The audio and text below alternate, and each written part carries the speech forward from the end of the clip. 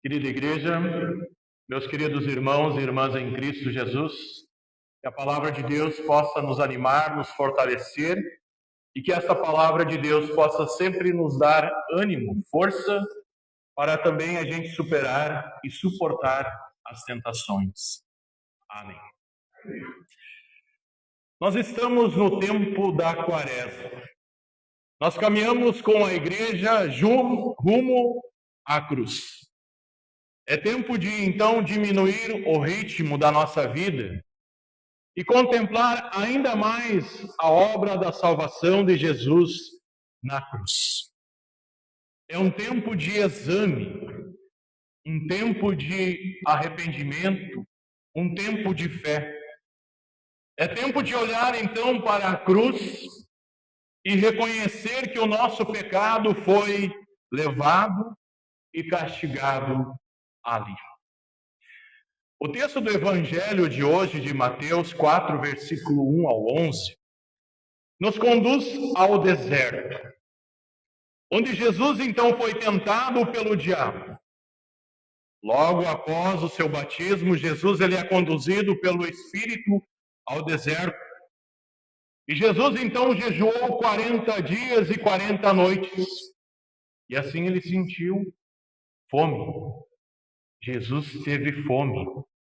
Ele sentiu o peso da fraqueza humana e foi nesse momento que o tentador se aproximou. E o tentador, o diabo, se aproxima e ele vem. E ele vem não com uma aparência assustadora, mas ele vem com palavras sutis. Se és filho de Deus. Meus queridos, a estratégia é antiga. A estratégia do diabo é lançar dúvidas sobre aquilo que Deus já declarou e confirmou. Foi assim, desde o princípio. Se você é o filho de Deus. Não é uma pergunta inocente, mas é uma pergunta na tentativa de plantar, de semear dúvida. O diabo tenta então colocar um ser onde Deus já colocou um é. No batismo, Deus Pai já havia dito e confirmado: este é o meu filho amado. Agora o diabo vem e insinua, dizendo: será mesmo? Você tem certeza disso? Meus queridos, é assim que ele também faz conosco. Nós somos lembrados que pelo batismo, no nosso batismo, Deus nos uniu a Jesus e pela fé nos chama e nos trata como filhos. E aí nós vemos lá em Gálatas 3, versículo 26 e 27. Pois por meio da fé em Cristo Jesus, todos vocês são filhos de Deus. Porque vocês foram batizados para ficarem unidos com Cristo e assim se revestirem com as qualidades do próprio Cristo. Essa é exatamente a estratégia do inimigo. Atacar não apenas o comportamento, mas atacar a nossa identidade. E ele sabe que se conseguir nos fazer duvidar de quem nós somos unidos a Jesus Cristo, ele vai conseguir enfraquecer a nossa fé. Por isso, com astúcia, o diabo tenta nos afastar de Deus. Essa é a função do diabo, nos afastar de Deus.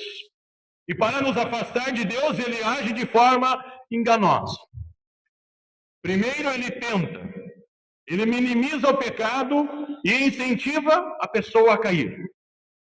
Depois, ele muda o tom de voz e passa então a acusar a pessoa. E começa a dizer para a pessoa: está vendo o que você fez? Não há perdão, não há mais esperança para você. O objetivo dele não é apenas levar ao pecado, mas o objetivo dele é destruir a fé. É lançar a pessoa no desespero.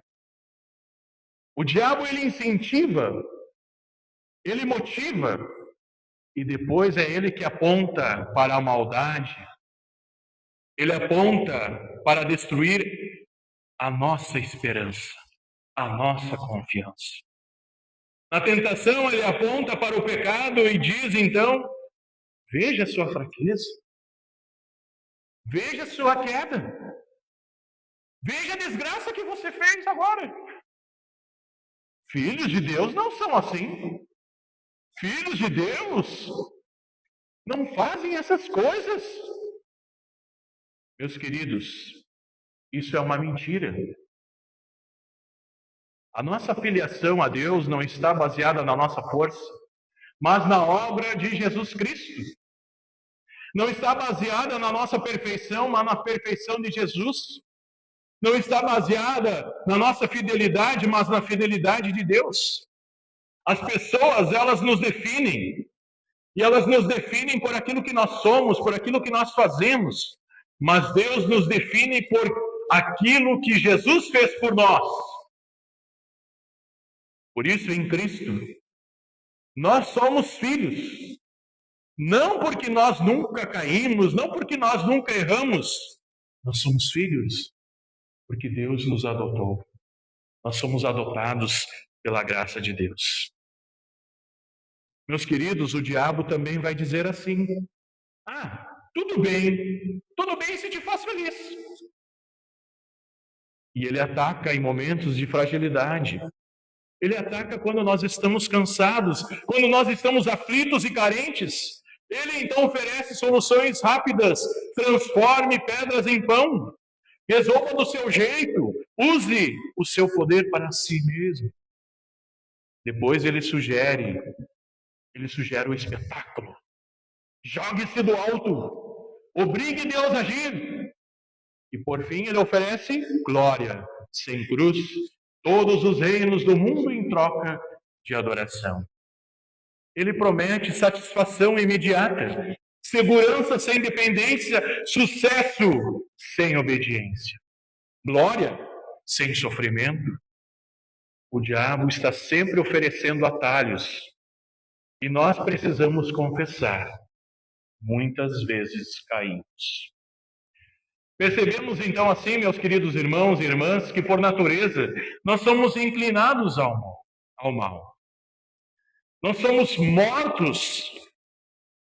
E aí eu pergunto, o que o morto faz? Nada.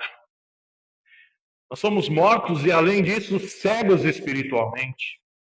Como Adão e Eva, nós também tentamos, quem sabe, esconder nossos erros, esconder as nossas maldades atrás de um arbusto. Ilusão. E quando nós então olhamos para dentro de nós mesmos, a pergunta é: o que nós encontramos dentro de nós? Nós vamos encontrar orgulho, egoísmo, rebeldia, inveja, raiva, desprezo. E aí a pergunta também é: o que há em nós? Há algo em nós que pode agradar a Deus? Meus queridos, a resposta é clara e direta. Não existe nada dentro de nós que possa agradar a Deus. Pois nós não amamos a Deus acima de todas as coisas. Nós confiamos mais no dinheiro, nos prazeres. Nós confiamos na aprovação dos outros, nos sentimentos, na vaidade, na própria razão. Tudo é vaidade e correr atrás do vento.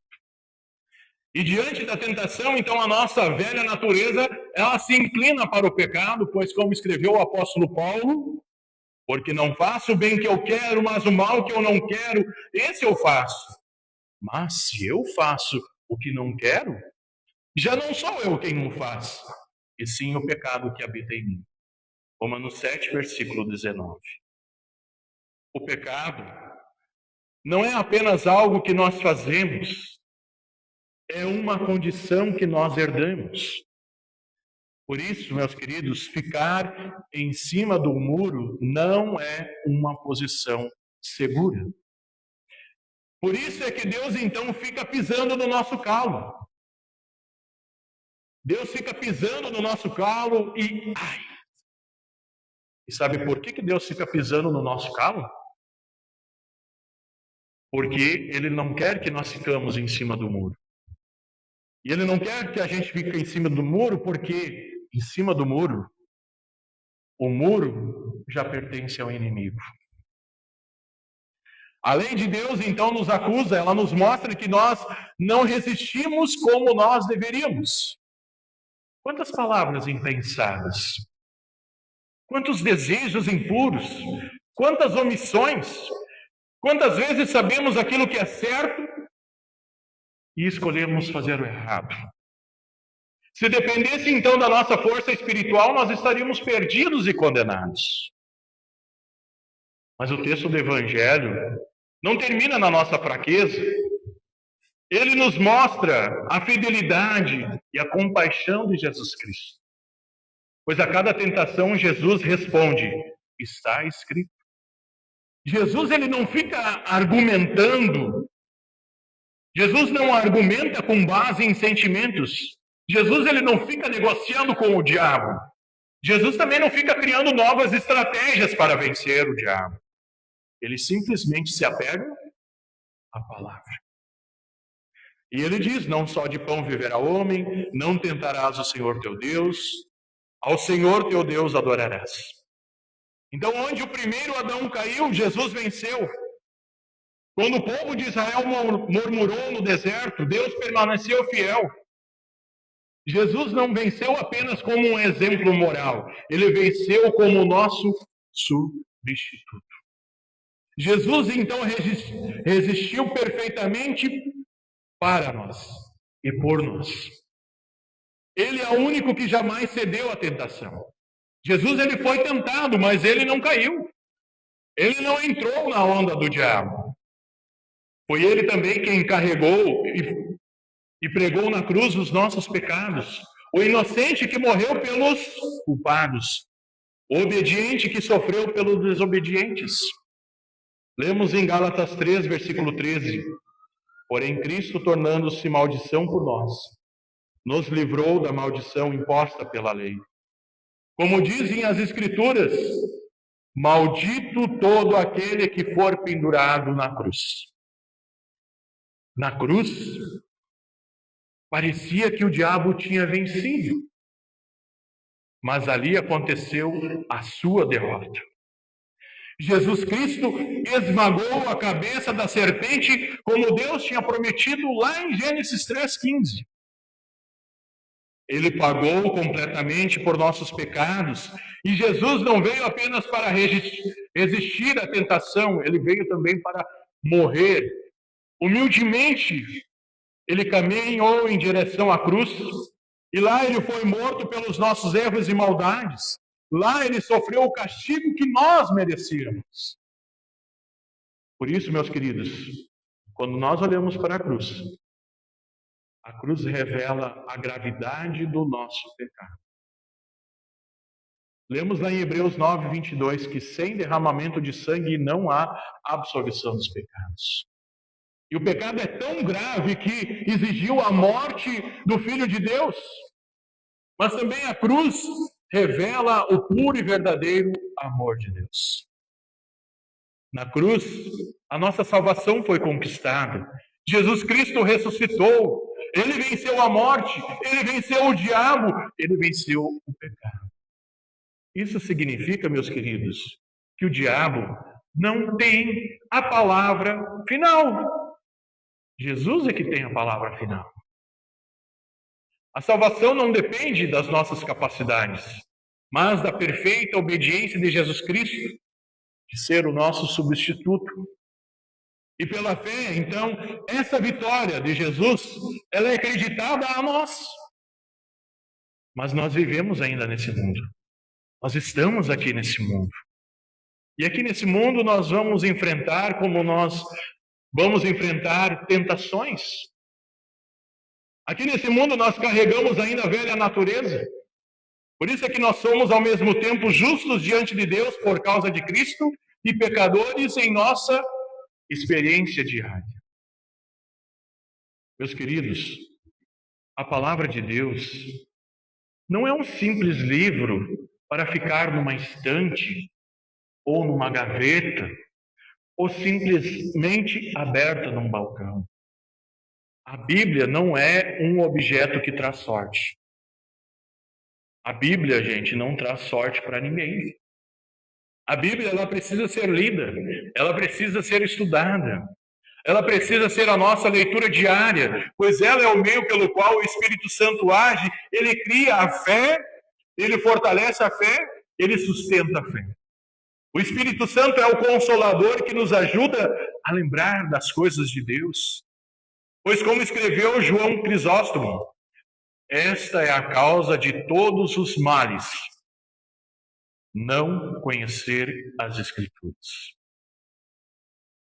E aí nós lembramos que o diabo, ele citou a Escritura, não citou? Só que ele distorceu a Escritura. Por isso não basta simplesmente ouvir versículos isolados, nós precisamos da palavra ensinada corretamente, pregada fielmente, compreendida dentro do todo da revelação de Deus, pois ela é a nossa arma na tentação. A palavra revela o nosso pecado, a palavra anuncia o perdão. Sem lei não há arrependimento verdadeiro. Sem Jesus há apenas desespero, perdição e condenação. Por isso é que a Quaresma nos chama para essa dinâmica. Examinarmos o coração e com humildade reconhecermos e confessarmos os nossos erros, as nossas maldades e ouvirmos novamente que há perdão, que há salvação em Cristo Jesus. Quando então nós somos tentados pelo desânimo, a palavra nos lembra do batismo. Deus colocou o seu nome sobre nós. Quando nós somos tentados pelo materialismo, pelo consumismo, a palavra nos lembra que não vivemos só de pão. Quando nós somos tentados pela culpa, a palavra proclama que não há condenação para os que estão em Cristo Jesus. E quando então nós temos pressa, a palavra diz que há tempo para todo propósito. A suficiência da palavra significa que nós não precisamos, gente, de revelações novas. Nós não precisamos de novas profecias ou de profetadas. Nem de técnicas, nem de novas técnicas espirituais, técnicas secretas. Deus já fez tudo. E Deus já deu tudo o que é necessário para a salvação e para a vida cristã. Ele nos deu a sua palavra. O batismo, a Santa Ceia. E esses são os meios pelos quais Ele nos conserva e nos fortalece contra as tentações. A tentação não vai desaparecer da nossa vida, pois como nós lemos lá em Lucas 4, versículo 13, que é um texto paralelo a esse que nós lemos de Mateus hoje, diz assim: tendo concluído todas as tentações, o diabo afastou-se de Jesus até o momento oportuno. Meus queridos, a tentação é uma realidade na vida de todos nós. Ninguém está imune. Ninguém está acima dela. Desde o início da humanidade, quando Adão e Eva foram tentados no jardim, até hoje, o diabo continua a sua obra de engano. Ele continua tentando afastar o ser humano de Deus. Deus mostra claramente que o diabo é mentiroso, é enganador. Ele é o pai da mentira. Ele não aparece com aquela aparência apavorante. Ele se apresenta de forma atraente. Ele se apresenta de forma legal, com promessas agradáveis, com argumentos que parecem plausíveis. Ele procura enfraquecer, então, a nossa confiança. Por isso, ele semeia dúvidas. Ele distorce a verdade. Como disse alguém, não é possível tornar o inferno atraente. Então, o demônio torna atraente o caminho que leva até lá. Mas o problema não está só no diabo, gente. Às vezes se culpa tanto o diabo que, entre aspas, dá dó do diabo. A palavra de Deus diz em Tiago 4, versículo 1 ao 1, assim: cada um é tentado pela sua própria cobiça, quando esta o atrai. Isso significa que o pecado também encontra eco em nosso próprio coração.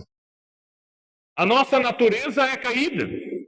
E quem sabe nós já ouvimos aquela frase dizendo: mas a carne é fraca. A carne é fraca.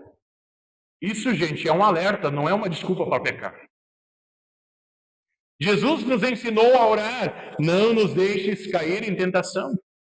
Sabemos o que Deus ordena, sabemos o que é certo, mas por orgulho e por status, por vaidade, acabamos seguindo os nossos próprios desejos e se complicamos.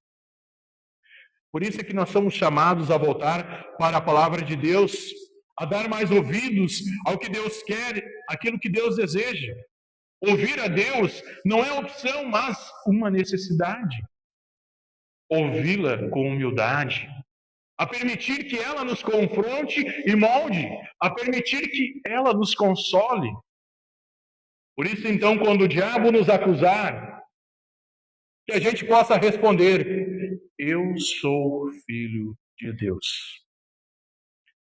Quando a carne desejar a vaidade, o orgulho, a arrogância, lembremos-nos da cruz.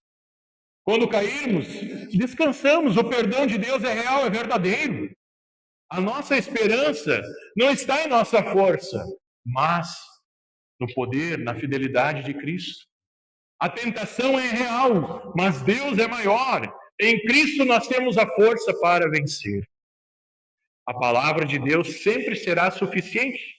Suficiente para revelar o pecado, suficiente para anunciar o perdão, suficiente para nos conservar na luz, suficiente para nos conduzir até a vida eterna.